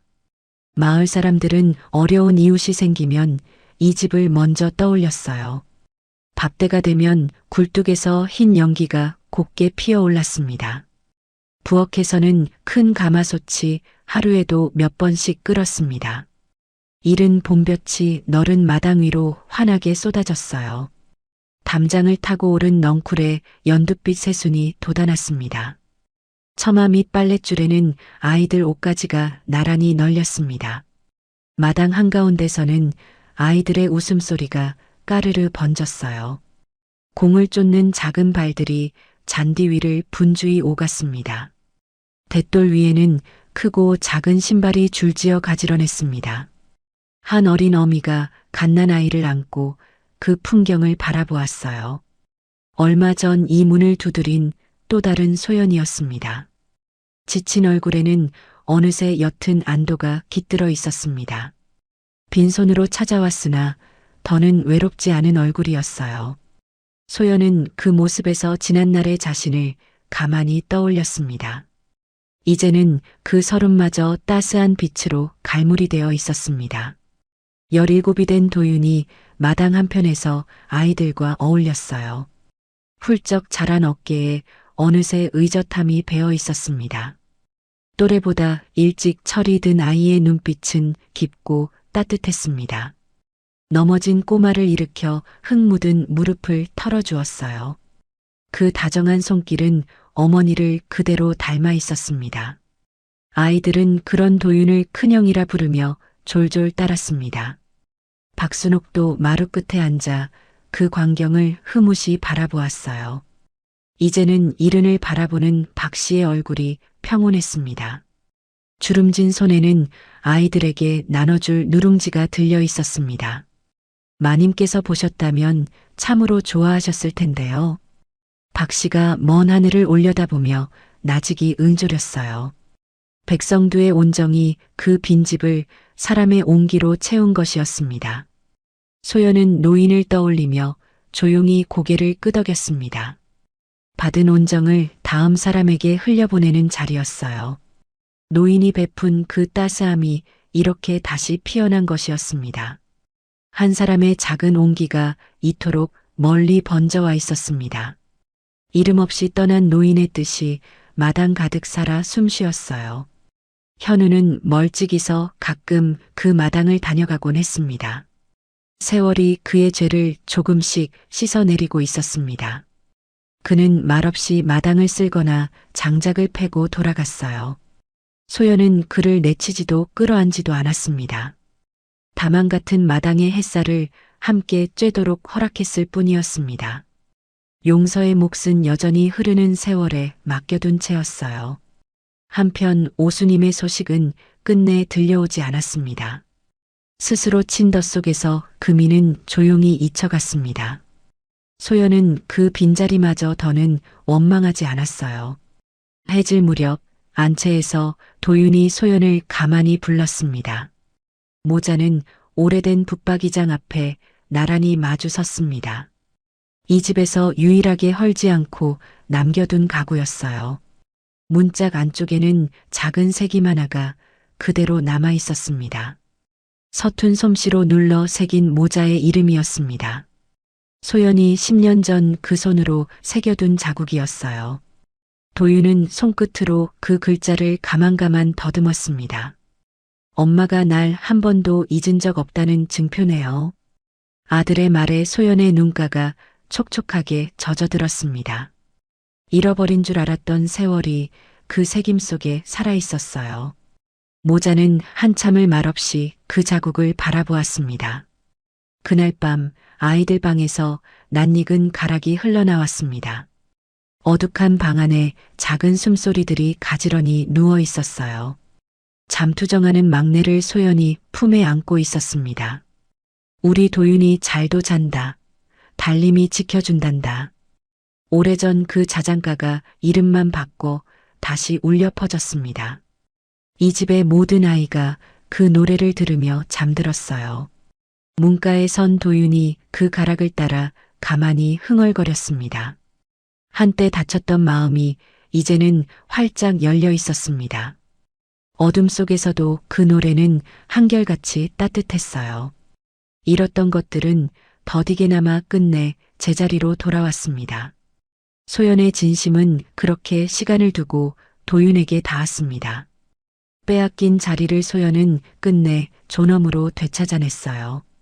미움을 내려놓은 그 자리에 비로소 봄이 머물렀습니다. 달빛이 꽃자리의 너른 마당을 고요히 적셨습니다.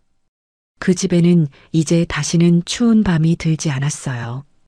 만약 당신이라면 당신을 버린 가족을 용서하시겠습니까? 끝까지 외면하시겠습니까? 마음에 닿으셨다면 구독과 좋아요, 그리고 댓글로 당신의 이야기도 들려주세요. 당신 앉은 그 자리가 꽃자리입니다.